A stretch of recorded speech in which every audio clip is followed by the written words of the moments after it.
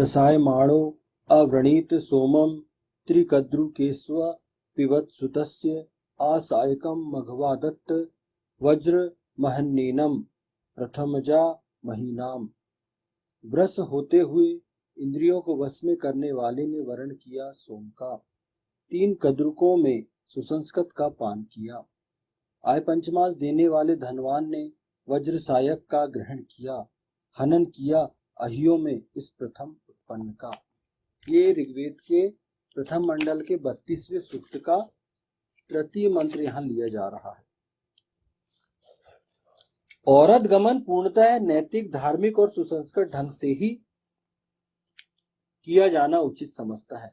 उसका अपने काम जीवन पर पूर्ण नियंत्रण है, उसका अपनी इंद्रियों पर पूर्ण नियंत्रण है। वही बात जो अभी मैंने कहा कि आपको अगर औरत गमन करना है, आप तो आपके विवाह ही करना पड़ेगा, आप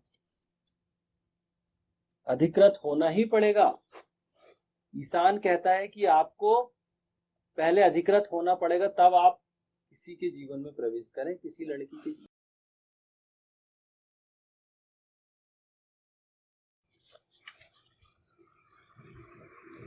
आय पंचमास देने वाले धनवान ने वज्र सायक का ग्रहण किया।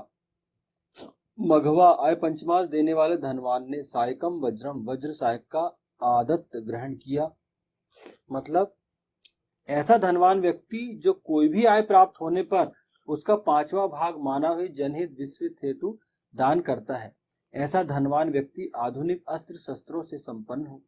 उसे अपने परिवार और समाज की सुरक्षा के प्रति पूरी तरह सजग रहना है तथा वज्र के समान आधुनिक शक्तिशाली अस्त्र शस्त्रों को ग्रहण करना है।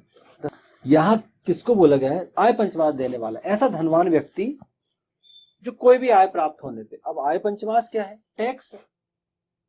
वेद में ये कहा गया है कि आपकी जो आय है, अगर आप आय प्राप्त करते हैं तो उसका आपको टैक्स देना है।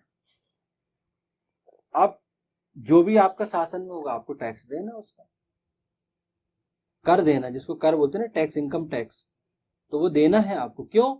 क्योंकि आप जब टैक्स दोगे तो आपके अंदर एक भावना आएगी कि यार मैं टैक्स ईश्वर के लिए दे रहा हूं। आप अपने राज्य में, जिस राज्य में रहते हैं, जब आपको वहां टैक्स देंगे आप, तो आपके अंदर एक संतुष्टि हुई, मैंने अपने शासन के हित में काम किया। क्यों? क्योंकि वो टैक्स जरूरी है ना। पूरे धन पर आपका अधिकार नहीं, उस धन पे सबका अधिकार है। आप बोलो कि मैंने मेहनत किया और मैंने ही लाया तो मैं क्यों दूं टैक्स? तो भैया वो आपने मेहनत जहां किए हो, जिस माहौल में किए हो, जहां से अर्जित किए हो, वो सारे संसाधन तो राज्य ने, शासन ने आपको जुटाए हैं। आप कमा लेते कैसे? वहां की जो व्यवस्थाएं उनमें भी तो शासन योगदान दे रहा है ना। तो आपको देना पड़ेगा शासन को, और दे के गर्व, अपने आप को गर्वान्वित महसूस करना चाहिए, व्यक्ति को गौरवान्वित महसूस करना चाहिए। ये टैक्स शासन का था, हमने शासन को दिया। अब सरकार इस पैसे का जनता की भलाई के लिए, देश की भलाई के लिए इसका प्रयोग करेगी। तो यहाँ स्पष्ट कहा गया कि प्रत्येक व्यक्ति को टैक्स देना चाहिए। क्यों? क्योंकि सृष्टि गिव एंड टेक के सिद्धांत पर चलती है, लेन देन के सिद्धांत पर चलती है। हम कोई काम करते हैं तो हम किसी का काम करते हैं ना, तब तो वो हमको पैसे देता है ना। ऐसा तो नहीं हो कोई फ्री में आपको पैसे दे दे, या आपने फ्री में किसी का काम कर दिया। आप कोई भी काम करो किसी का, तो आप उसका काम कर रहे हैं, इसलिए वो आपको आपका पारिश्रमिक दे रहा, तो उस पारिश्रमिक पर सबका अधिकार है। पहला 5वां हिस्सा तो चला गया टैक्स के रूप में। अब जो 4 हिस्से बच रहे हैं, उसमें क्या नियम है कि 2 हिस्से, एक हिस्सा आपको भविष्य के लिए रखना है, एक टैक्स में चला गया। आपने आय 50,000 आय हुई, उसका बंटवारा 5 हिस्सों में कर लो आप, तो 5वां जो हिस्सा 10,000 वो चला गया टैक्स में, है ना। हर शासन के अलग अलग नियम, टैक्स का नियम मैंने इसमें बताया। अब उसका जो चौथा हिस्सा है वो भविष्य के लिए रख दो आप। तीसरा हिस्सा स्वयं पर खर्च करना है, क्योंकि आपको टिप टॉप रहना पड़ेगा, अच्छे से रहना पड़ेगा। आप अपने आकर्षक रहें, आप अपने लिए कुछ करें, और 2 हिस्से आपको परिवार के लिए खर्च करना। 2 हिस्से परिवार के पूरे महीने भर के, क्योंकि महीने में सैलरी मिलती है, अपने को तनख्वाह मिलती है, महीने ही का चलता है ना हिसाब, तो फिर मिल जाएगी अगले महीने। तो उस महीने भर का आपका 2 हिस्से जो है परिवार के पालन पोषण, हर जो भी समस्या आती है उसके लिए हो। तो ये व्यवस्था है। तो गिव एंड टेक का सिद्धांत है। तो यहां पर बोला गया है कि आपको टैक्स देने वाला होना चाहिए शासन को, है ना। और जो ऐसा व्यक्ति जो धनवान है वो आधुनिक अस्त्र शस्त्रों से और अपने अपने परिवार और समाज की सुरक्षा के प्रति सजग भी रहना है। इन टेक्नोलॉजी के माध्यम से आप अपने परिवार की सुरक्षा करो, और भी माध्यम से आप अपने परिवार की सुरक्षा करो। अब आप धनवान हो, आपको कहीं आवागमन करना है, तो पैदल जाओगे क्या? आपके पास बहुत पैसा आ गया तो आप कार खरीद लोगे। बस में जा रहा व्यक्ति तो अब कार खरीद लिया कि नहीं, मेरे परिवार को मैं इसमें भेजूंगा, समय पे जाएगा, जल्दी समय पे पहुंच जाएगा, आ जाएगा।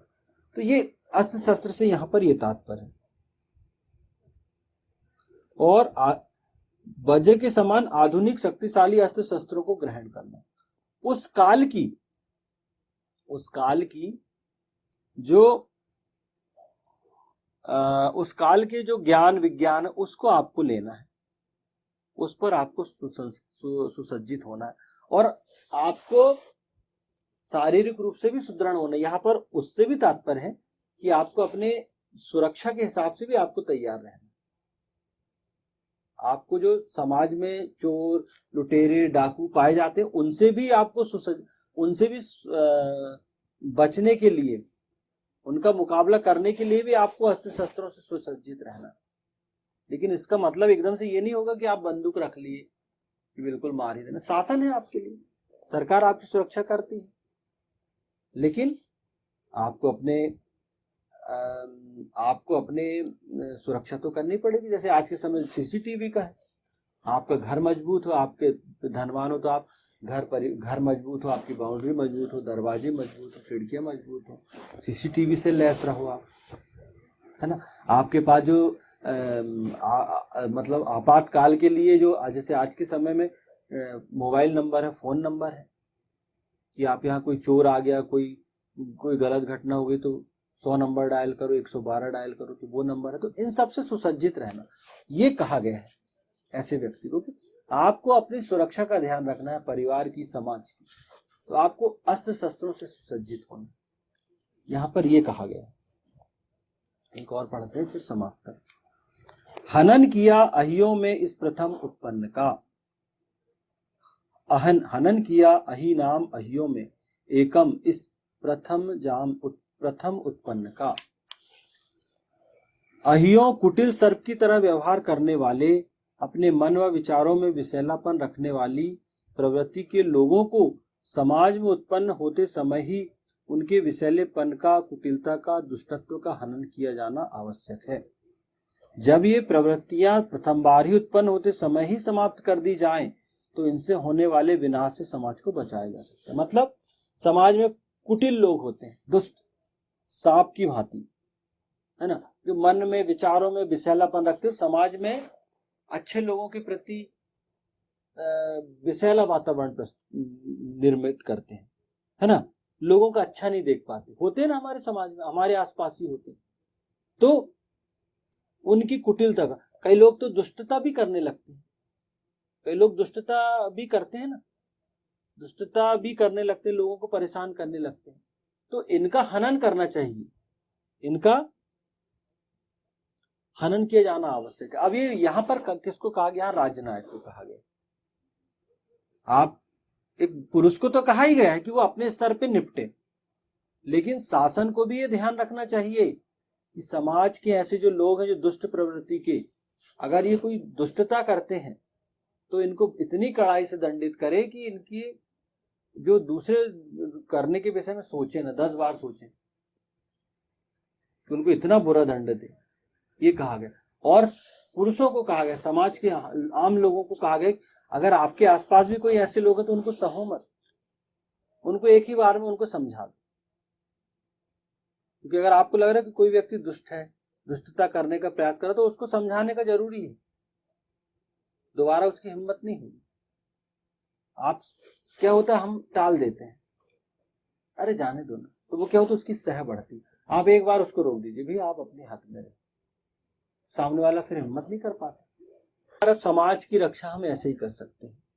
वेद इस प्रकार के मानव विरोधी, जन विरोधी, विश्व विरोधी प्रवृत्तियों को आगे बढ़ने नहीं देना चाहता, क्योंकि इनके आगे बढ़कर शक्तिशाली होने पर इनका समापन अधिक कठिन है तथा उससे अधिक हानि की संभावना है।